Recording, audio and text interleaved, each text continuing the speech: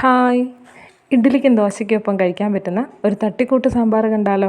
ഇന്ന് സാമ്പാർ ഉണ്ടാക്കണമെന്ന് യാതൊരു പ്ലാനിങ്ങും ഇല്ലാതെ രാവിലെ കയ്യിലുള്ള പച്ചക്കറികളായ ഉള്ളി, പച്ചമുളക്, തക്കാളി, ഉരുളക്കിഴങ്ങ് കൂട്ടത്തിൽ കുറച്ച് പരിപ്പും ഇട്ട് ഞാൻ തട്ടിക്കൂട്ടിയ ഒരു സാമ്പാറിൻ്റെ റെസിപ്പി ഇതാ. ആദ്യം തന്നെ പരിപ്പും ഉരുളക്കിഴങ്ങും 2 പച്ചമുളക്, ഒരു പിടി ഉള്ളി, ഒരു പിടി തക്കാളി എന്നിവ ഇട്ട് കുറച്ച് മഞ്ഞൾപ്പൊടി, ഉപ്പ്, സാമ്പാർ പൊടി എന്നിവയോടൊപ്പം വെള്ളം ചേർത്ത് വേവിക്കാൻ വെക്കുക. ബാക്കിയുള്ള ഒരു പിടി ഉള്ളി, തക്കാളി, പച്ചമുളക് എന്നിവയെ ഒരു ചീനച്ചട്ടിയിൽ വെളിച്ചെണ്ണയും അല്പം ഉപ്പും ചേർത്ത് വഴറ്റുക. ലേശം വരണ്ട് വരുമ്പോൾ അതിലേക്ക് 1.5 സ്പൂൺ മല്ലിപ്പൊടി, 1 സ്പൂൺ മുളക് പൊടി എന്നിവയിട്ട് കൂട്ടത്തിൽ 1/2 സ്പൂൺ സാമ്പാർ പൊടി കൂടിയിട്ട് പച്ചമണം മാറുന്നവരെ മൂപ്പിക്കുക.